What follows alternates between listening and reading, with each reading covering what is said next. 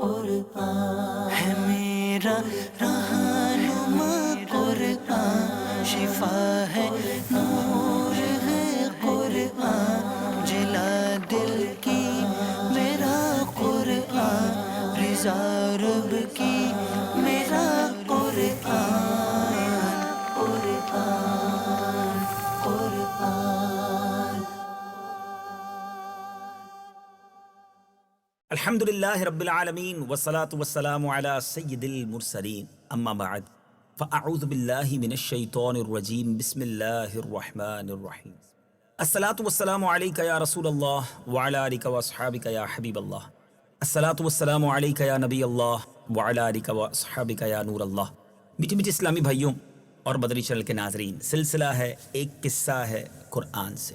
قرآن ہے میرا رہنما، قرآن شفا ہے، نور ہے قرآن، جلا دل کی میرا قرآن، رضا رب کی میرا قرآن، قرآن قرآن۔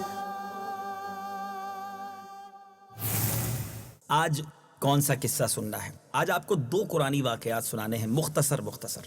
ایک تو آج ہم قرآن کے ذریعے جانیں گے کہ پہاڑوں اور پرندوں کی تسبیح کیا ہے۔ جی ہاں، پہاڑ اور پرندے بھی اللہ کی شان بیان کرتے ہیں، اس کی تسبیح بیان کرتے ہیں۔ ماجرا کچھ یوں ہوا کہ حضرت داؤد علیہ نبینا علیہ الصلوۃ والسلام اللہ تبارک و تعالیٰ کی تسبیح و تقدیس میں بہت زیادہ مشغول اور مصروف رہا کرتے۔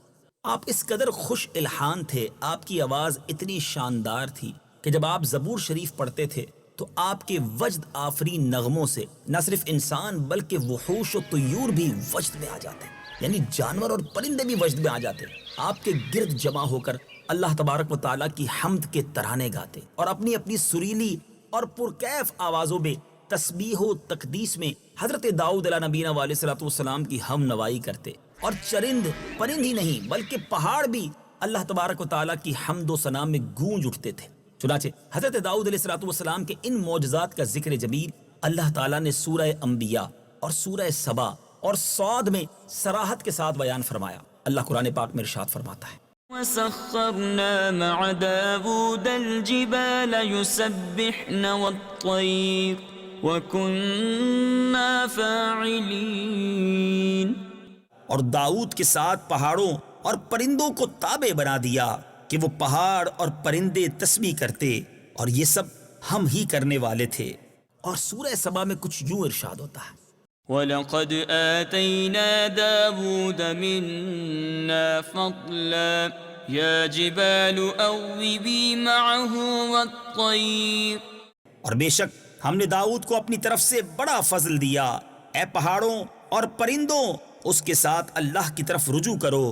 اور سورہ صاد میں ارشاد ربانی کچھ اس طرح ہے، إِنَّا سَخَّرْنَا الْجِبَالَ مَعَهُ يُسَبِّحْنَ بِالْعَشِيِّ وَالْإِشْرَاقِ وَالطَّيْرَ مَحْشُورَةً كُلٌّ لَهُ أَوَّابٌ۔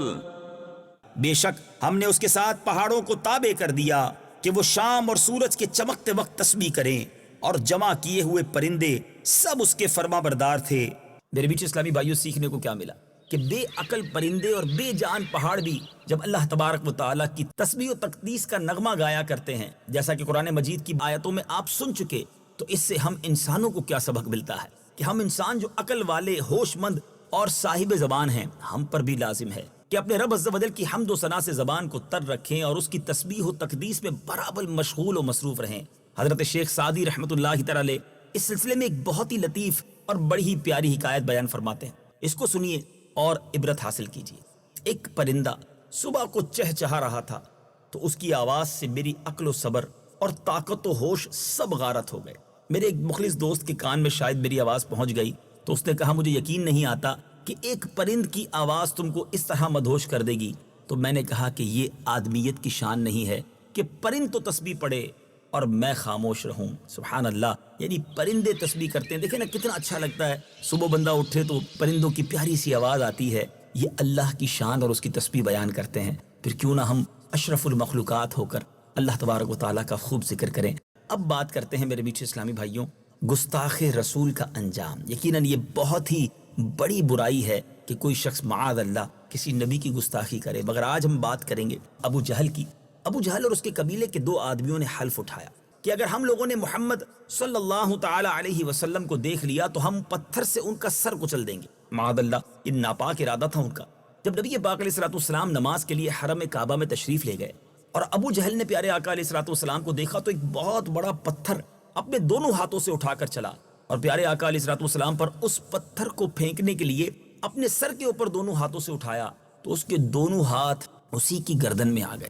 پتھر اس کے ہاتھوں میں چپک کر رہ گیا اور دونوں ہاتھ توق بن کر یعنی گویا ایک یوں سمجھیے کہ ہار بن کر ٹھوڑی کے پاس بند گئے اور وہ اس طرح ناکام ہو کر لوٹ آیا. اس کے دوسرے دن ولید بن مغیرہ نے جھنجھلا کر کہا تم پتھر مجھے دے دو میں اس کو ان کے سر پر دے ماروں گا. معاذ اللہ. چنانچہ اس بدنصیب نے بھی اس گستاخی کی کوشش کی, اس برے ارادے کا ارادہ کیا.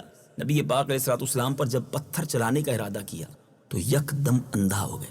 پیارے آقا علیہ الصلوۃ والسلام کی آواز تو سنتا رہا مگر پیارے آقا علیہ الصلوۃ والسلام کی صورت کو نہیں دیکھ سکتا تھا. مجبوراً پلٹ گیا تو اپنے ساتھیوں کو بھی نہ دیکھ سکا. جب آواز دی تو ساتھیوں نے پوچھا کیا ہوا. اس نے اپنی مجبوری کا حال بیان کیا کہ میں تو اندھا ہو گیا ہوں, مجھے نظر ہی کچھ نہیں آتا.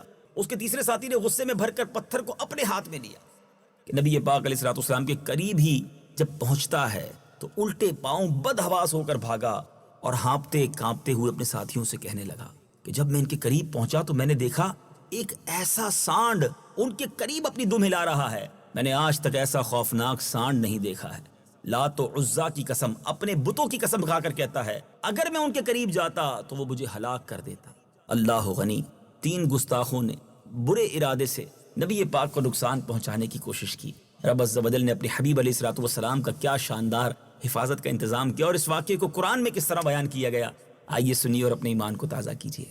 إنا جعلنا في أعناقهم أغلالا فهي إلى الأذقان فهم مقمحون وجعلنا من بين أيديهم سدا ومن خلفهم سدا فأغشيناهم فهم لا يبصرون.